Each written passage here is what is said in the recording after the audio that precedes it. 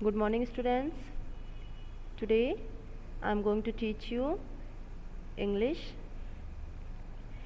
and in this class I am just going to teach you section 2 of unit 6, and its name towards peace. Towards peace मतलब शांति की ओर या शांति की तरफ. Peace means calm. About the lesson.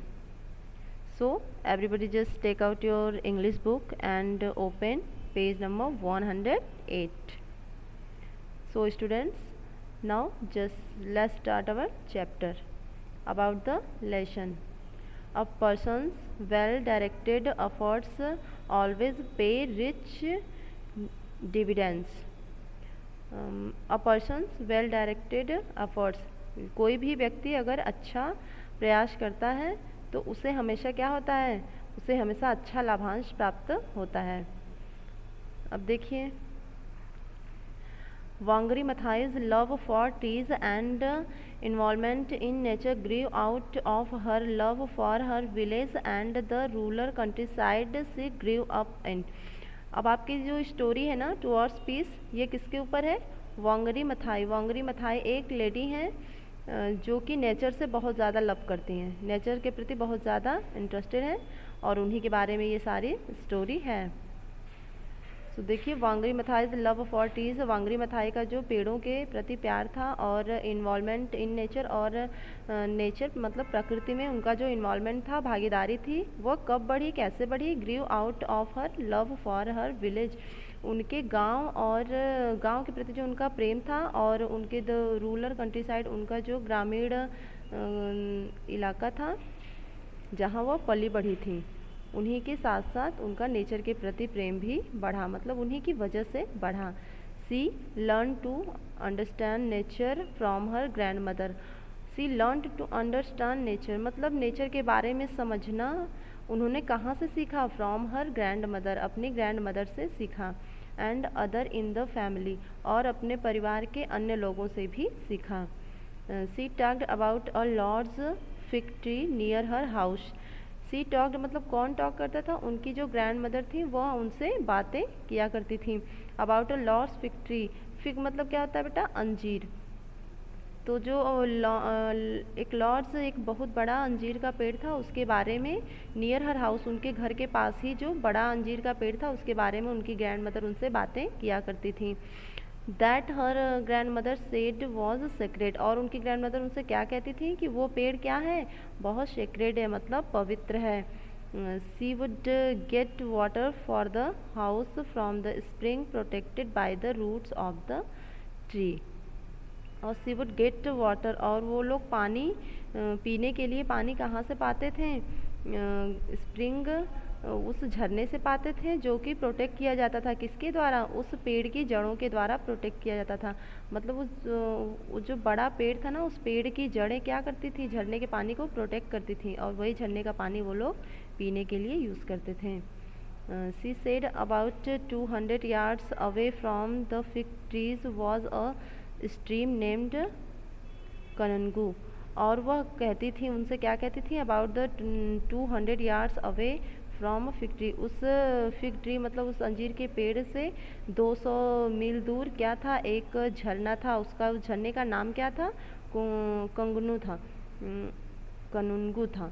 With water so clean and fresh that we drank it straight from the stream. उसका पानी क्या था? इतना क्लीन था, इतना फ्रेश था कि हम लोग उसको सीधे वहाँ से लाके पिया करते थे.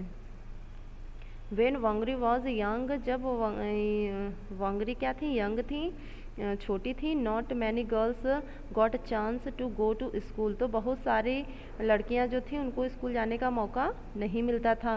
From rural Kenya, but luckily, उस जहाँ पे वो रहती थी, उस ग्रामीण इलाके का नाम क्या था? उस गांव का नाम क्या था? केन्या था. तो उस केन्या में उस टाइम क्या था कि बहुत सारी ऐसी लड़कियां थी जिनको कि स्कूल जाने का मौका नहीं मिलता था.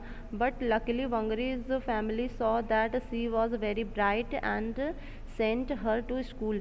लेकिन लकली मतलब भाग्यवश क्या हुआ कि वांगरी की जो फैमिली थी, उन्होंने देखा कि वांगरी बहुत ब्राइट, एक बहुत तेज़ अच्छी बच्ची है, सो उन्होंने क्या किया, सेंड हर टू स्कूल, उनको स्कूल भेजा।